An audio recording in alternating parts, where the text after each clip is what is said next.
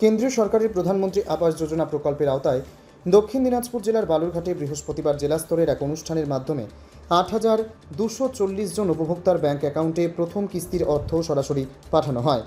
জেলা প্রশাসনের উদ্যোগে আয়োজিত এই অনুষ্ঠানে উপস্থিত ছিলেন দক্ষিণ দিনাজপুরের জেলাশাসক বালা সুব্রমণিয়াম টি সহ প্রশাসনের অন্যান্য আধিকারিকরা। জেলাশাসক জানান, যাদের ভেরিফিকেশন প্রক্রিয়া সম্পন্ন হয়েছে এবং যাদের নাম অনুমোদিত তালিকায় রয়েছে তাদের পর্যায়ক্রমে প্রধানমন্ত্রী আবাস যোজনার অর্থ প্রদান করা হচ্ছে। এদিন জেলার ৮,২৪০ জন উপভোক্তার ব্যাংক অ্যাকাউন্টে প্রথম কিস্তির অর্থ সরাসরি জমা করা হয়েছে।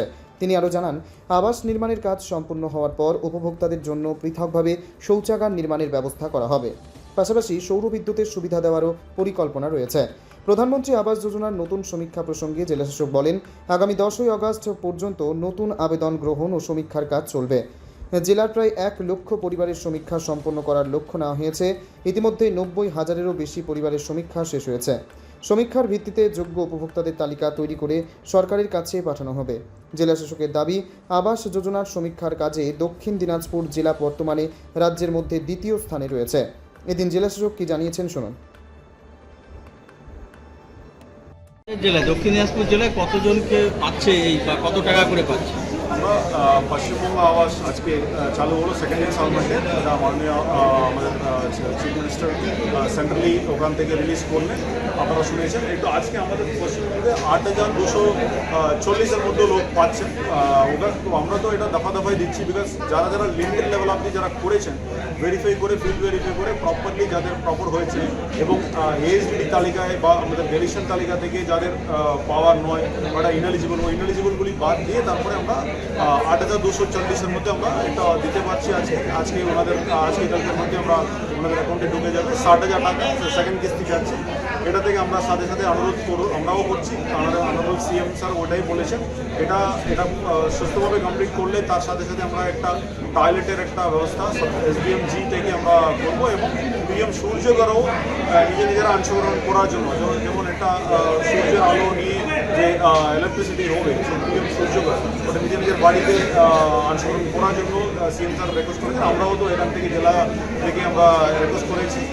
এটাই আজকে খুব সুস্থভাবে হয়েছে। আমরা আজকে বালুরঘাট ব্লকের প্রোগ্রামে আমরা জেলা লেভেলে আমরা করছি, বাকি সব ব্লকে আজকে এটা প্রোগ্রাম করা হয়েছে।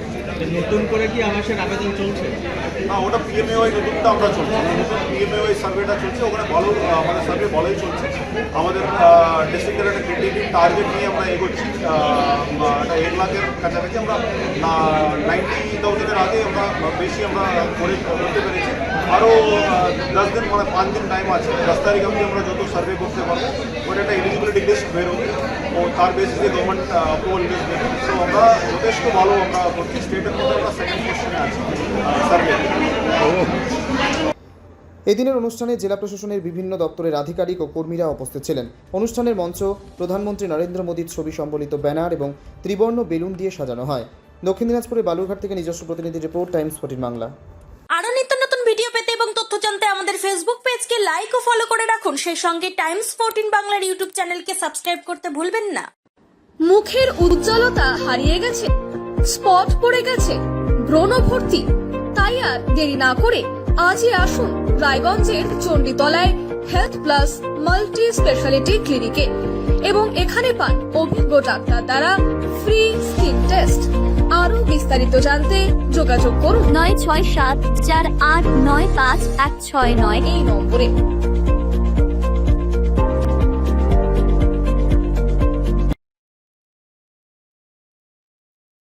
আজ তোমার বিয়ে, সাজলো নতুন সাজে।